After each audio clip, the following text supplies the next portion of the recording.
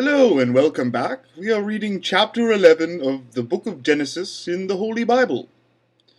This is the story of the Tower of Babel. Now the whole world had one language and a common speech. As men moved eastward, they found a plain in Shinar and settled there.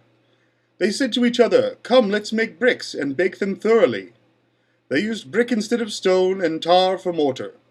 Then they said, "Come, let us build ourselves a city with a tower that reaches to the heavens, so that we can make a name for ourselves and not be scattered over the face of the whole earth." But the Lord came down to see the city and the tower that the men were building.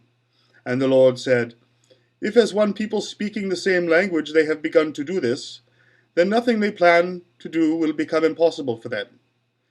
Come, let us go down and confuse their language so they will not understand each other." So the Lord scattered them from over the hill, or over the earth, and they stopped building the city. That is why it was called Babel, because the Lord confused the languages of the whole world. From there the Lord scattered them over the face of the whole earth. From Shem to Abram. This is the account of Shem. 2 years after the flood, when Shem was 100 years old, he became the father of Arphaxad. And after he became the father of Arphaxad, Shem lived 500 years, and had other sons and daughters. When Arphaxad had lived 35 years, he became the father of Shelah. And after he became the father of Shelah, Arphaxad lived 403 years, and had other sons and daughters.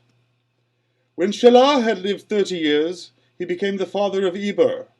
And after he became the father of Eber, Shelah lived 403 years, and had other sons and daughters. When Eber lived to be 34 years old, he became the father of Peleg. And after he became the father of Peleg, Eber lived 430 years, and had other sons and daughters. When Peleg lived 30 years, he became the father of Reu. And after he became the father of Reu, Peleg lived 209 years, and had other sons and daughters. When Reu had lived 32 years, he became the father of Serug.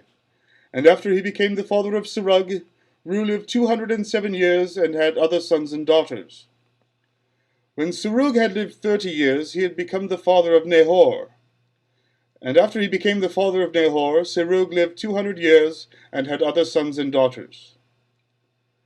When Nahor had lived 29 years, he became the father of Terah. And after he became the father of Terah, Nahor lived 119 years, and had other sons and daughters. After Terah had lived 70 years, he became the father of Abram, Nahor, and Haran. This is the account of Terah.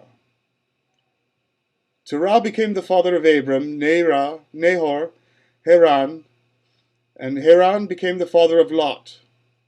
While his father Terah was still alive, Haran died in Ur and Chaldeans, in the land of his birth. Abram and Nahor both married. The name of Abram's wife was Sarai, and the name of Nahor's wife was Milcah. She was the daughter of Haran, the father of both Milcah and Iscah. Now Sarai was barren, she had no children. Terah took his son Abram, his grandson Lot, son of Haran, and his daughter-in-law Sarai, the wife of his son Abram, and together they set out from Ur to the Chaldeans to go to Canaan. But when they came to Haran, they settled there. Terah lived 205 years, and he died in Haran. This concludes Genesis chapter 11 in the Holy Bible. Stay tuned. Stay tuned.